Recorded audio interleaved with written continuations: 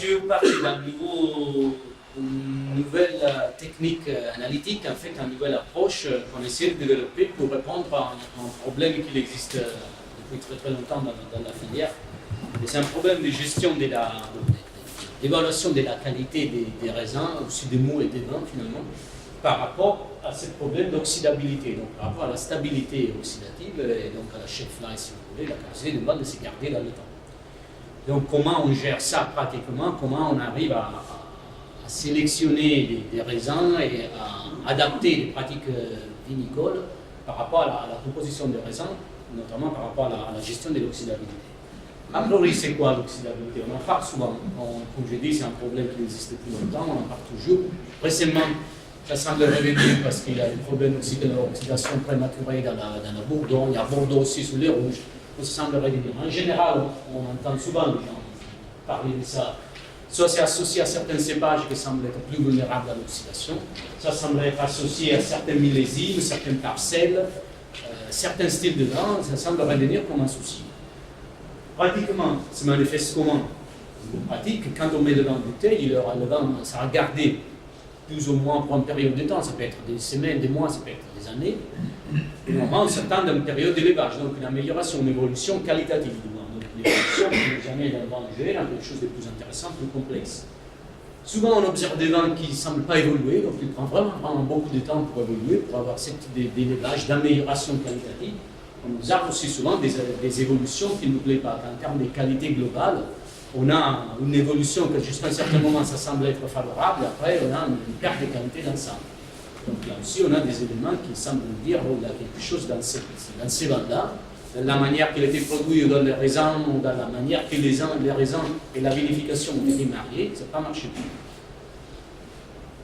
Donc au niveau pratique, comment on peut les caractériser, comment on peut les décrire, ces phénomènes, ces ensembles de phénomènes en fait? On peut récupérer des éléments physiochimiques, certainement des vins qui s'oxydent, parce qu'ils s'oxydent, ils doivent consommer de l'oxygène, donc souvent on fait la remarque qu'il y a des vins qui consomment l'oxygène très vite. Donc est-ce que c'est ça un élément d'oxydabilité? C'est-à-dire est-ce que les vins qui consomment l'oxygène très vite sont aussi les vins qui après vont avoir ces évolutions pas agréables, pas qualitatives? Ça c'est peut-être, on verra, ce n'est pas forcément le cas tout le temps. Après justement on regarde souvent les évolutions chimiques, on se dit bon il y a des vins, j'ai un problème parce que mes vins ils évoluent très vite, ils perdent du SO2 très rapidement. Donc ça dépend de quoi? Ça dépend des conditions de mise et de stockage, mais ça dépend aussi de la composition du vin. C'est ça aussi un élément d'oxydabilité. Donc la perte de SO2, la perte d'autres antioxydants, donc l'acide ascorbique, aussi des polyphénols, l'évolution de tous ces composants qui sont liés aux réactions d'oxydation du vin. Et après, justement, il y a aussi des éléments de qualité, parce que ça que l'on observe pratiquement, c'est l'évolution de la qualité. Donc on peut avoir une évolution de la couleur très rapide, donc on peut avoir, on a des situations où la couleur s'est stabilisée, donc c'est bien, une bonne évolution, mais on peut avoir aussi une oxydation de la couleur, donc une évolution pas qualitative, encore une fois.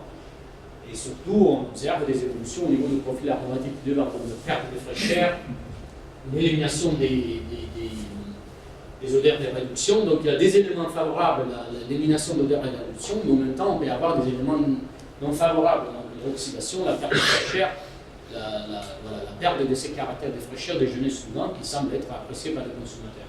Donc là aussi il y a des éléments favorables dans l'évolution, mais en même temps des éléments potentiellement à risque, des pertes de qualité. Voilà, donc c'est ça, on voit des éléments favorables, la stabilisation de couleur et tout ça, mais on a aussi les risques de l'oxydation, donc sont des favorables. Voilà, on a parlé de la vitesse de consommation. Et ça, c'est un élément qui caractérise les vins qui s'oxydent plus facilement. C'est sûr que pour s'oxyder, un vin doit consommer l'oxygène. On voit déjà que la vitesse de consommation de l'oxygène, là, vous voyez, on a pris des vins différents, on les a donné une dose équivalente d'oxygène, on les a laissé consommer, on a mesuré la vitesse de consommation d'oxygène. C'est très variable. On voit un chardonnay là qui consomme très vite. On voit un muscadet, par exemple, qui consomme très lentement, et même dans les chardonnays, il y a un certain qui consomme vite, il y a des autres qui ne sont pas si vite. Donc là aussi, on voit une variabilité. Est-ce que cette variabilité, ça correspond à des vins qui perdent le SO2, par exemple, plus rapidement? Ce n'est pas forcément le cas. On voit sur ces mêmes sentiments qu'il y en a certains qui s'oxydent, qui perdent le SO2, pour la même quantité d'oxygène consommé, ils perdent beaucoup de SO2, il y en a d'autres qui c'est moins important la perte de SO2.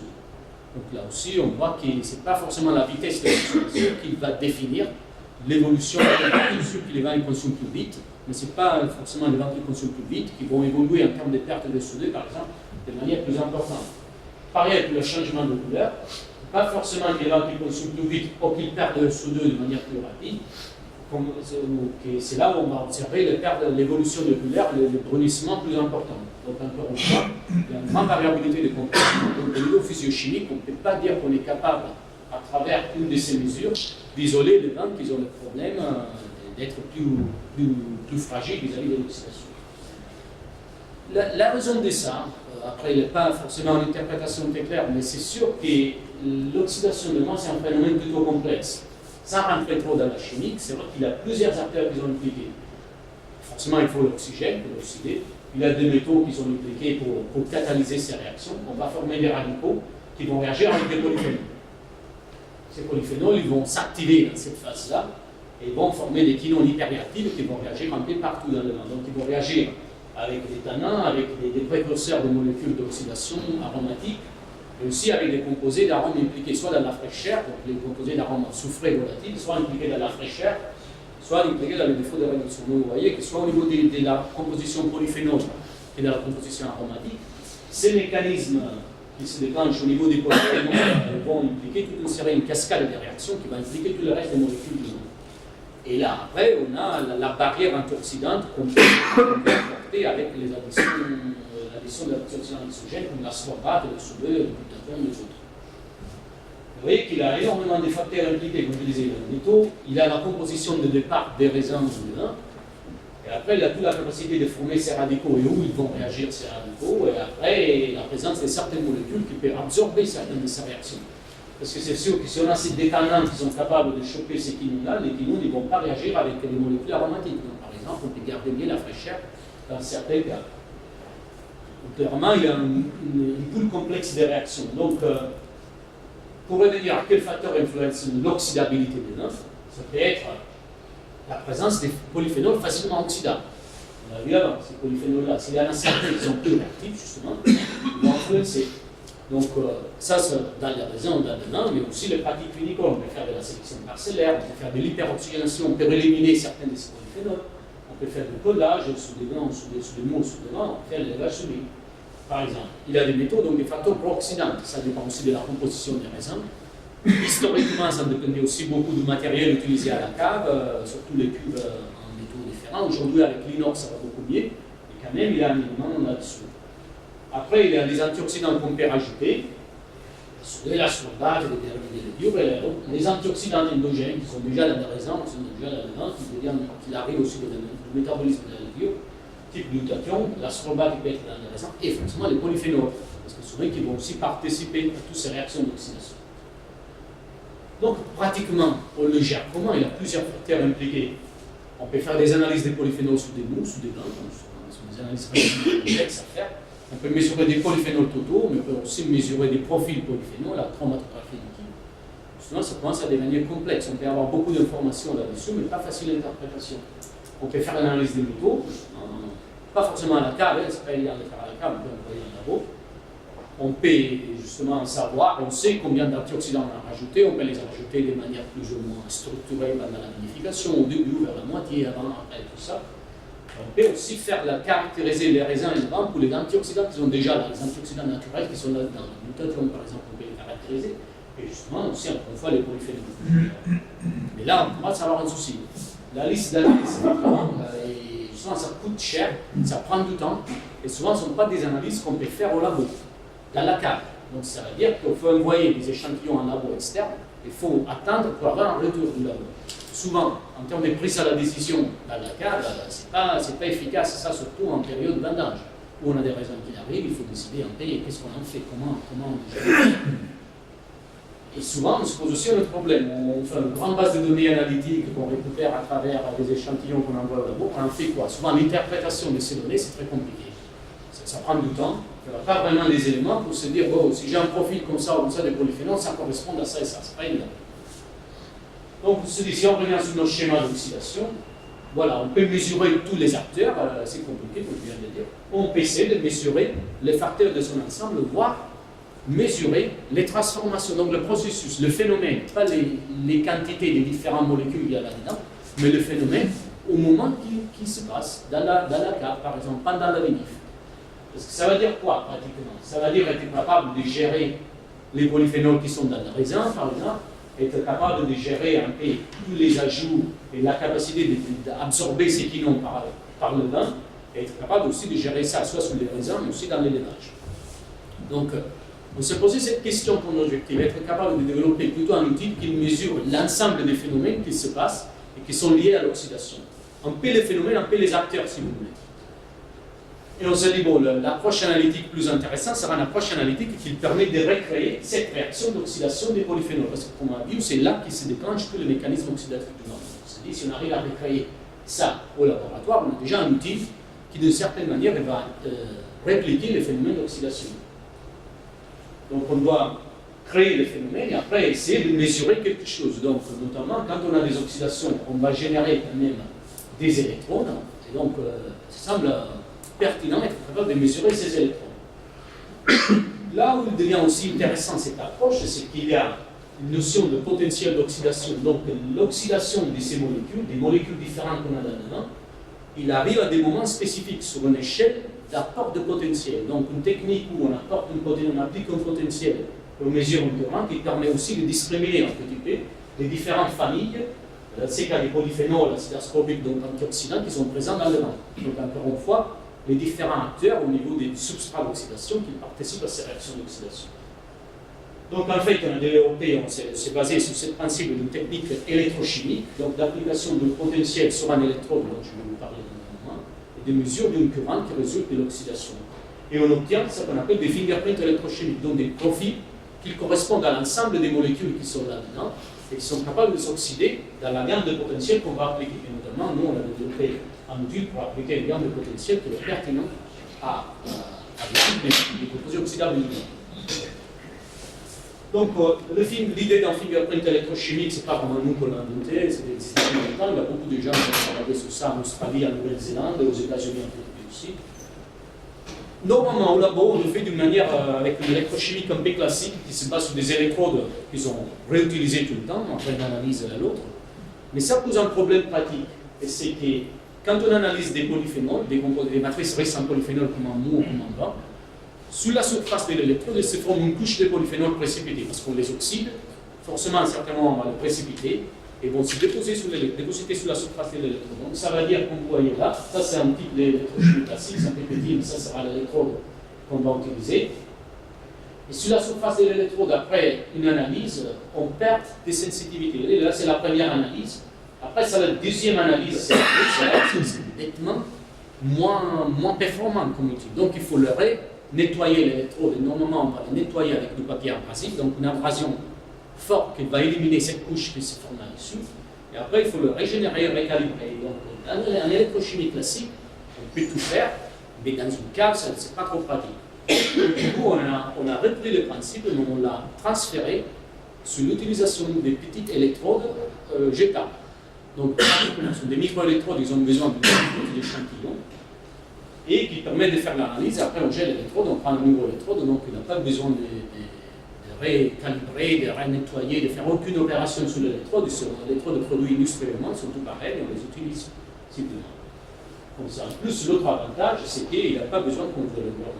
Il n'y a aucune préparation de l'échantillon au niveau des centrifugations, filtration, bien. Donc en mou, on peut le prendre directement comme des sortes de pressoirs quand on fait le contrôle mature. Donc en mou, un jour, on le prend directement, on l'analyse. Donc on a un autre appareil, c'est un potentiostat pratiquement, donc un appareil qui est capable d'appliquer un potentiel sur l'électrode. Comme je dis, pas de centrifugation, de dilution, pas de calibration, pas besoin de faire aucune opération pour démarrer la mesure, parce qu'on va le voir aussi pendant les ateliers. Et on obtient cette fingerprint qu'on peut transférer après, en termes de notion d'application, dans la mesure et dans la caractérisation de tous ces facteurs d'oxydabilité. Donc on peut l'appliquer au raisin, on peut l'appliquer en vinification et aussi en préparation à la vitre. Je vais vous donner quelques exemples de ça, parce qu'en fait c'est une technique qui peut être utilisée à tous ces niveaux-là. Ça c'est le type pour faire quelques exemples, ça c'est le type de fingerprint qu'on obtient. Là on a un vignoble expérimental avec tous ces raisins dans le même monde, et vous voyez comme le profil des raisins c'est très différent. Donc, on commence à obtenir des fingerprints qui commencent à nous permettre de caractériser la matière oxydable Et donc la possibilité de déclencher des phénomènes d'oxydation différents dans tous ces réseaux-là. Donc ça peut nous aider, et on va rentrer un peu plus en détail ici dans un moment, dans la prise de décision par rapport par exemple au collage des mous. Il y aura des raisins plus riches en polyphénols facilement oxydables. Donc ça seront des raisins qui n'auront plus besoin de faire attention par rapport à leur oxydabilité. Donc par exemple, ce sont des raisins qui n'ont plus besoin d'être collés ou hyperoxygénés ou inertés. Ce sont des raisins qu'on décide de travailler en inertage. Je pense après avec Cher, il y aura plus de discussion de ça, mais voilà, c'est bien intéressant d'être capable de caractériser les matières premières par rapport à des outils qu'on a à disposition, peut-être à la cave. Pas forcément clair quand il faut faire ça, quand il faut faire ça. Sur quelle matrice on a mieux adapté la vinification à ce niveau-là. Donc là, vous voyez la grande différence qu'il existe. Pour vous donner un exemple de ça, voilà, une hyperoxydation des mous, c'est une pratique qu'on fait souvent pour éliminer ces polyphénols facilement oxydables. Là où il devient difficile, c'est de mesurer le phénomène pendant l'exécution de l'hyperoxydation. Comment on fait à dire, bon, on a dégagé une quantité assez importante ou pas trop importante de polyphénols? Parce qu'au moment on pense à la dose d'oxygène qu'on rajoute, on fait une saturation, on laisse consommer. Vous voyez que pour la même quantité d'oxygène, donc une séquence de saturation ici, la réponse d'un mou c'est complètement différente. Donc là, vous avez un mou très riche en polyphénols facilement oxydables, qui bouge immédiatement et commence à précipiter tous ces polyphénols. Et donc, justement, on peut le mesurer pratiquement. Là, vous avez un mou un peu moins réactif, donc qui demande un peu plus d'oxygène. Si on a besoin vraiment d'éliminer ça, il faut aussi se poser la question. Et maintenant, on a des éléments pour répondre à la question. Si on a vraiment besoin d'hyperoxygéner, à quel niveau sous ce niveau-là par rapport à celui-là? Donc, on peut le suivre, mais on peut aussi réfléchir sur le raisin a priori quand on fait par exemple le contrôle manteau, caractériser les raisins et se dire, bon voilà, alors là sur ces raisins-là, peut-être on va mieux adapter une hyperoxygénation très très forte, parce qu'ils ont besoin vraiment de ça. Pour passer un peu sur des autres types d'applications, on peut faire le même type de discours. Là, on va parler de micro-oxygénation, mais on fait aussi des suivis de micro-oxygénation avec cet outil-là. Justement, les polyphénols vont évoluer pendant la micro-oxygénation. Et vous voyez comment on voit des différences nettes entre les vins pas micro-oxygénés et les vins micro-oxygénés à l'intérieur de la pile noire. Aussi, pendant la micro-oxygénation, au sein de la micro-oxygénation, souvent on rajoute des chips, des dérivés du bois. Là aussi, on peut les caractériser pour être sûr qu'ils apportent des doses de polyphénol, des doses d'éthanol, notamment dans ces cas-là, qui nous intéressent ou qui ne nous intéressent pas. Et vous voyez que les produits du commerce ne sont pas forcément vendus. Les chips, surtout, ils ont vendus sur la base d'un ajout d'arômes, d'arômes boisés, des toastés. Vous voyez qu'en termes d'apport de polyphénol, ce n'est pas négligeable la quantité de polyphénol qu'on rajoute quand on utilise ces produits-là. Ils sont très variables entre eux. Il y a l'élément chauffe qui justement va apporter une variation sur le profil polyphénol, mais aussi la matrice de départ. Là, vous voyez, c'est du bois français, pas chauffé. Après, vous avez du bois français chauffé medium class et du bois américain. Donc, encore une fois, on a des éléments différents qui vont certainement contribuer à la capacité de notre vin d'interagir avec l'oxygène et de s'oxyder pour tenir à l'oxydation. Et on peut les mesurer, on peut les caractériser, on peut les gérer un peu mieux. Donc, si vous voulez, en général, on peut faire le suivi de maturation phénolique des jeunes raisins, de la sélection parcellaire, des suivis d'écolage aussi, et après créer des assemblages avec des profils polyphénols qui nous intéressent parce qu'on a déjà validé sous des millésimes de très haute qualité que c'est ça le profil polyphénol qui nous intéresse parce que c'est le profil polyphénol qui pour nous, ça donne la meilleure capacité de résister à l'oxydation. Donc, on tient ça comme référence, on peut essayer d'y arriver avec des assemblages par exemple. Là, on sait aussi, ça c'était tout le développement, une partie du développement qu'on a fait, donc pour vous donner des exemples sur où la technique peut apporter des choses.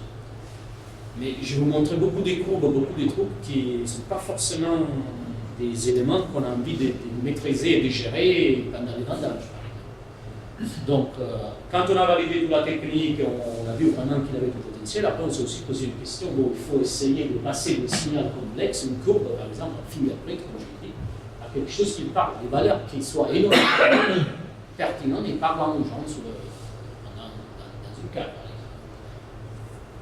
Donc, on a créé ce qu'on appelle une interface utilisateur. Donc, on a fait tout un travail de comparaison des caractéristiques dans les courbes, dans les fingerprints, avec des analyses faites au labo, des analyses classiques des polyphénols totaux, des polyphénols facilement oxydables, toute une série d'analyses comme ça. Donc, on a créé une base de données et des courbes de calibration de modèles en fait, des calculs qui permettent de télécharger le fichier brut sur cette interface, et là on obtient par exemple les valeurs de polyphénol totaux. Bon là c'est l'impression de l'interface, là on obtient les valeurs de polyphénol totaux correspondant par exemple à l'analyse classique des phonoangiopathomes, sans faire l'analyse. Donc on fait notre analyse voltammétrique, on télécharge le fichier sur l'interface et il y a un calculateur là-dedans qui va utiliser cette base de données pour sortir les valeurs de polyphénol ou de polyphénol facilement oxydables. Et ces valeurs-là, c'est quelque chose que vraiment nous on a créé sur la base de notre expérience avec cet outil. Donc là, on commence à donner des valeurs qui peuvent être utilisées pratiquement. On a en fait 3 indices qu'on a créés. C'est un indice des polyphénols facilement oxydables, on appelle ISIOX. Un indice qu'on appelle PHENOX, c'est le polyphénol totaux équivalent à l'indice phonoangiopathoque. Et après, pour certaines matrices, on a aussi un indice d'éthanol. Surtout sur les raisins, on est capable de faire un indice, d'avoir un échantillon sur lequel on peut mesurer, on peut donner une valeur d'éthanol totaux, sans faire une analyse d'éthanol. Donc ça, c'est aussi intéressant. Pour vous donner quelques exemples de comment des courbes deviennent transférées dans des indices comme ça et qu'est-ce qu'on observe pratiquement. Là, vous voyez, par exemple, on fait une comparative des 4 cépages rouges à maturité. On a un Grenache, Merlot, Cabernet Sauvignon et Marcellan. Et vous voyez que le profil, c'est différent. Le Marcellan est très riche en polyphénol facilement oxydable, mais pas forcément riche en polyphénol totaux et en tannin. Donc c'est probablement un vin, des raisins qui vont donner un vin. Au niveau couleur, par exemple, c'est moins stabilisé dans le temps. Donc il faut faire des choses là-dessous pour arriver à stabiliser ces couleurs-là dans le temps, par exemple. Lorsque les autres ont un bilan différent, peut-être c'est plus adapté à l'élevage, à l'égard. Là, on voit par exemple, à cause des 4 parcelles, on peut faire de la sélection parcellaire, elles sont 4 parcelles du même domaine en Bourgogne, des 4 parcelles de Chardonnay. Et vous voyez que le bilan entre les ISIOX et les phénox, donc les polyphénols facilement oxydables, il y a une parcelle qui est très très riche, et là, il y en a des autres qui sont beaucoup moins riches. Et en termes de polyphénols totaux, c'est relativement proche, mais ce n'est pas tout à fait, pas complètement la même chose. Mais la chose plus importante, c'est qu'il y a une parcelle qui est très riche en polyphénols facilement oxydables. Vraiment, cette parcelle-là, il va demander des interventions à la carte différentes par rapport aux autres parcelles, surtout en termes de faire des hyperoxygénations, par exemple, faire des collages sous le mou, gérer ces éléments-là de manière différente. Et donc, c'est comme ça aussi que sur cet exemple que je vais donner au départ des différents profils que nous sommes un peu compliqués à interpréter, on arrive à extraire les ISIOX, encore une fois, on arrive à classifier les raisins de cette parcelle, de ces vignobles expérimentales, par rapport à leur oxydabilité. Donc on aura des raisins comme le Riesling, le Grenache, cette particulier muscat-là, plutôt élevé, donc plutôt oxydable. Donc ils ont probablement, on va valider qu'ils ont des mous qui consomment très vite l'oxygène. Et là, il y a un fort intérêt pour l'application, par exemple, de certaines pratiques de collage plutôt fort, d'hyperoxygénation à fond et tout ça. On a une gamme moyenne des raisins qui comprend dans ces cas-là le Viognier, Chardonnay, un Chenin, qui c'est moins chargé à ces niveaux-là. Et après, on a des autres cépages dans ces cas-là, les Roussan, des Beaujolais, des Marsanne, qui sont beaucoup moins chargés à ces niveaux-là. Et donc, justement, ce sont des raisins qui posent d'autres types de questions, peut-être en vinification, mais c'est sûr que ce sont des raisins qui ont moins besoin d'intervention forte de collage pour les stabiliser, par exemple, vis-à-vis des oxydations du vin qu'on va avoir à la fin. Donc voilà, pour ça aussi, on peut passer des vins à rouge, on peut faire des suivis de macération, souvent c'est une étape essentielle dans la production de vin rouge, c'est de faire des macérations, peut-être même en post-fermentaire, pour arriver à extraire aussi des tanins et des polyphénols pas facilement oxydables, donc les polyphénols un peu plus costauds qui sortent tard dans la macération et qui participent à la stabilisation de la couleur. Donc vous voyez que par exemple là on voit que les ISIOX, donc les polyphénols facilement oxydables, qui s'extraient plutôt facilement, ils arrivent en plateau après une semaine de macération. Donc, on peut continuer la macération en post-fermentaire pour arriver à extraire les autres polyphénols les moins oxydables. Donc, les polyphénols totaux, ils vont continuer à remonter, notamment les tanins, on va être encore extrait. Donc, pour monitorer ça, là, pratiquement, on peut faire l'analyse tous les jours, pour s'assurer pour évaluer comment la maturation avance. Aujourd'hui, nous, on va un peu plus loin. Dans notre base de données, on essaie aussi d'incorporer des profils typiques des vins qui s'oxydent plus ou moins facilement. Au moins, qui réagissent plus ou moins facilement avec l'oxygène. On est capable aujourd'hui d'avoir une base de données où on voit qu'il y a des vins qui sont peu réactifs à l'oxygène. Ils ont des types de profils qu'on peut traiter les signaux, faire des calculs sur les signaux et obtenir des profils comme ça. C'est très différent. C'est rouge, c'est bleu là, c'est très différent. Mais vous voyez aussi que les types de profils, c'est très différent. Là, on a un profil qui a cette grande bosse vers la fin, vis-à-vis du fait que les vins qui consomment vite l'oxygène, donc ce type de profil-là, c'est complètement différent. Donc, on commence à se construire une base de données qu'on, petit à petit, on mettra aussi à disposition des utilisateurs pour être capable de caractériser leur vin par rapport à des grandes bases de données qui existent dans tout le monde, de tous leurs niveaux, en termes de résistance à l'oxydation ou d'oxydabilité. Donc tout ça avec une analyse qui prend 30 secondes. Donc tout le reste, c'est une base de données que nous, on va créer et les utilisateurs ils vont y avoir accès pour être capables de mieux gérer l'oxydabilité de la vin. Donc en final, l'oxydabilité, ça reste un phénomène complexe, une notion complexe qui implique plusieurs acteurs. Certains, on le connaît, on pense aujourd'hui de connaître la plupart, mais l'interaction de tous ces facteurs ensemble, ça reste compliqué à mesurer et après à comprendre. Donc on a décidé de développer un outil qui permet de mesurer un peu l'ensemble de ces facteurs pour arriver vraiment à caractériser le phénomène dans son ensemble. Et on a créé pour ça un outil électrochimique avec des électrodes jetables, donc on bypass tous les problèmes de l'électrochimie classique. Et donc on le voit vraiment comme un outil qui peut permettre de développer des stratégies de maîtrise des facteurs liés dans ces cas-là à l'oxydation, mais plus en général, comme vous avez vu, à l'élevage et là aussi. Donc, tout ça qui concerne l'oxydabilité, donc sur le raisin, sur le vin, et après capacité de gérer l'élevage, on pense que c'est un outil vraiment très bien adapté là-dessus. Merci.